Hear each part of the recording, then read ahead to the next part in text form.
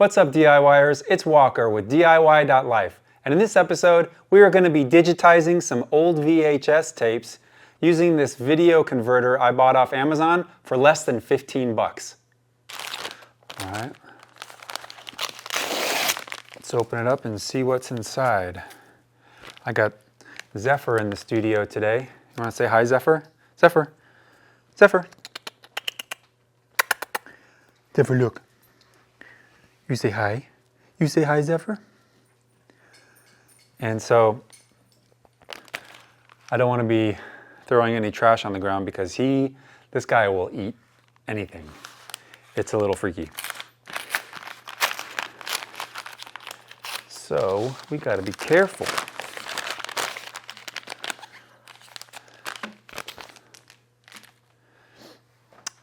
Okay. So here it is. USB 2.0 video grabber, smart and high quality. Okay. I like that. It says, according to the Amazon listing, it's Mac and PC compatible. So we got a Mac. We got an older Intel-based Mac here, and we got a newer PC laptop. We'll try it on both, make sure it works for both. And I think the documentation suggests that you use OBS Studio to do your capturing, so we'll give that a shot. That's a free download. The link to this, this is not a sponsored video. I bought this myself, and so the link I'll put down in the description if you're interested in getting one for yourself, and also where to download OBS Studio. Is it OBS? OSB? OSB is particle board.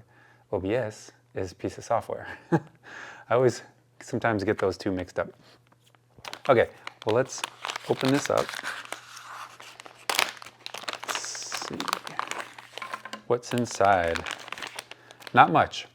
We've got a user manual, which actually has some screen grabs and stuff, which is kind of nice.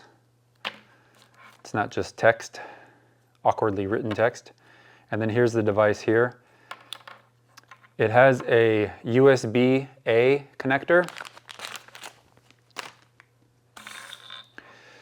that goes into the computer. So if you have a newer computer that doesn't have an A, it has a USB-C, you might want to get one of these A to C adapters that'll allow you to plug it into a newer computer. But both of these have USB-A ports on them, so that shouldn't be an issue. It actually does come with a USB adapter cable. However, it's USB-A to USB-A. So it's basically like a little mini extension cord. Maybe to pull the unit away from the computer a little bit, if you have to like stick it behind a tower or something, you don't have to have this thing behind your computer. So there's that. And then over here we've got the video analog input, the right channel, the left channel, and then this is S-Video. S-Video is a format that I believe Sony developed back in like the 80s. It's supposed to have a little bit higher quality than just the standard analog video signal. This VCR that we're using today only has the analog video out. It doesn't have S-Video out. If you're going to go and get yourself a VCR to do this, if you've got a bunch of VHS tapes and you want the best possible quality when you transfer them, and you don't have a VCR yet, and you're looking to get one, I would maybe consider one that has stereo audio output and then also S-Video. The quality might be just a little bit better. But, I mean, we're talking VHS, so how great can it be, right? You know, as time goes on, these VCRs are going to be harder and harder to come by, so if you can get one for a good deal, maybe pick one up. If you see one at the local secondhand store or, you know, on Facebook Marketplace or something, maybe not a bad idea. I'm totally into these like generic blank VHS tape jackets for some reason. Some of them are pretty, ooh, Some of them are pretty classic. This one, I remember this one growing up. This one, not so much, but I like the colors and stuff, the design. The graphic design on these is like, so like late 80s, early 90s. And I want to like 3D model these things and have 3D models. So if I end up doing that, I'll put the link in the description for this so you can download the 3D models of the tapes that I digitized today. Cool. Okay, so that's the unit itself. It's supposed to be plug and play, no drivers needed. As soon as we fire up OBS, plug this thing in, it should detect it as a video camera and just start showing it right in the system. So let's do some tests, let's do some digitizing. What I want to do is I want to try it on the Mac and the PC. We'll do some digitizing, some video. First, let's try using the Mac and see how that goes.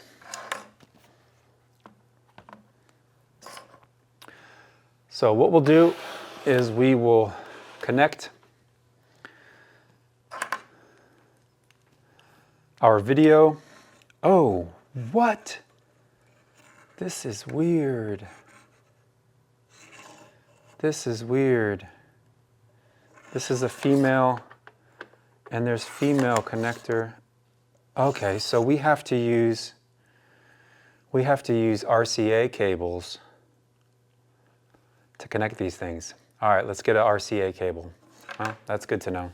Luckily, I have a bag that is chock full of all different kinds of audio, video cables, adapters, barrels, anything you could possibly think of. So I think I found exactly what we need to use. So I've got a video RCA cable here. That's what the ends look like. We'll go ahead and plug this one into the output. One side says out, one side says in. We'll go into the output, and then we'll go into the input on the video capture device. The next thing we'll do is we'll plug. Now this VCR only has mono out, and the capture device has stereo capture. So if you want to, you can just plug one side in, like the right side or the left side, but any video you capture is just going to have sound on one side or the other. So what I would recommend is you get a splitter, something like this, that you can plug in to the mono signal, and it splits it into two mono outputs so that the right and left get the same audio signal. That way you don't have sound just on one side of your computer. I actually have a cord that does the same thing.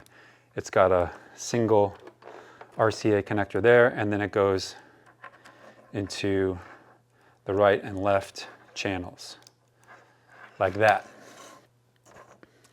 Okay, so now we should be able to turn on our VCR. Is our VCR on? Let's power this on. Let's put in a tape.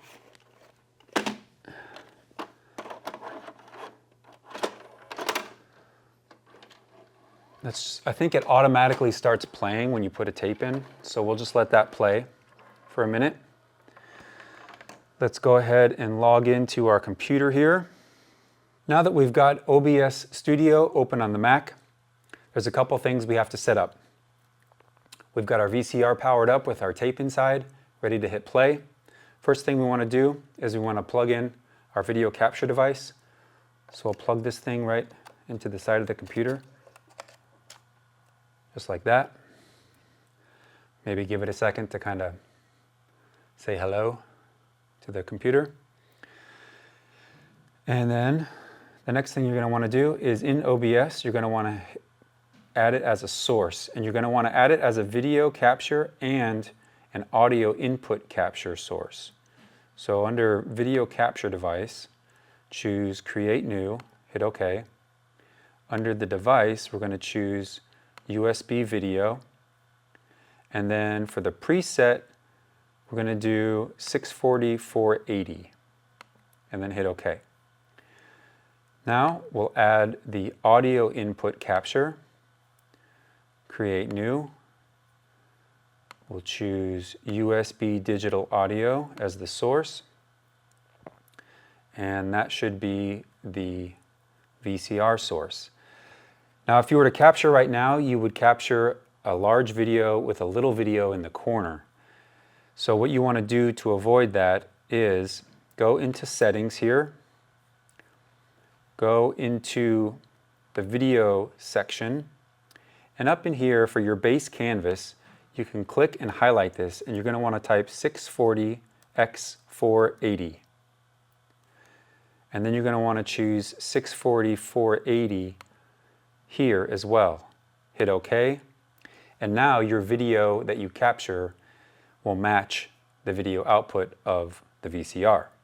So if we go ahead and hit play, hit start recording, and there we go. We have image, and it looks like we have sound.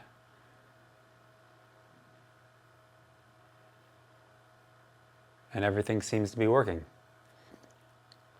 And there you go. I was actually pretty impressed by how easy it was to plug it into the Mac in OBS and start recording.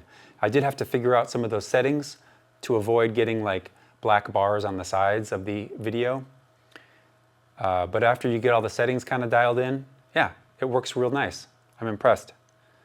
So before we move on to the PC, I want to pull up the video, make sure it looks and sounds good. I'm kind of curious what the file size is going to be as well.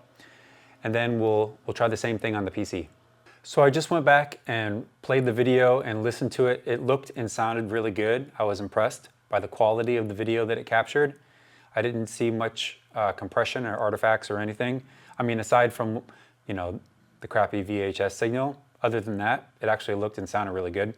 And the file size is about 80 megabytes, and that's for a video that's a little over 3 minutes long, I believe.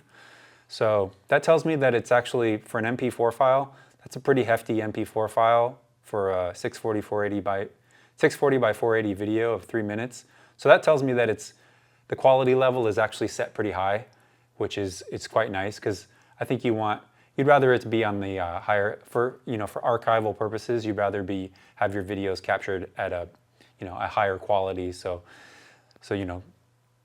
down the road, everything's as good as it can be. So yeah, I'm impressed with the files and the way it looks and sounds. So yeah, let's move on to the PC and see if it's just as easy on the PC. Okay, I just opened up the PC. I opened up OBS Studio. And we'll go ahead and plug in the device. Still, I did hear a sound, but no light. I'm going to watch that and see if that light ever comes on when we start recording. So I got to go through real quick and do the same settings. So we'll go into Settings here, and then we'll go into Video, and we'll manually type in 640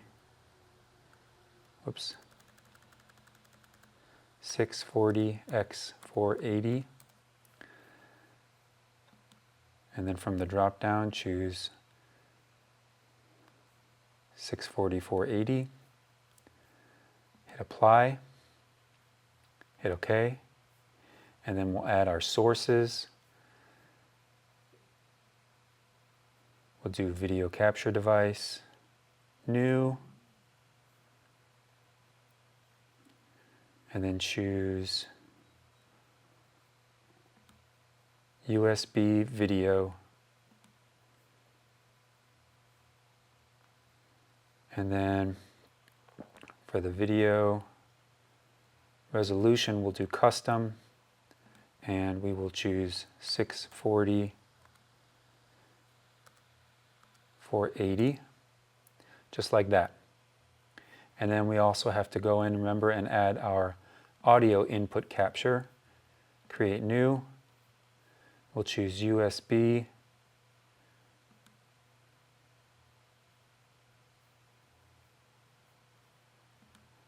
Choose OK.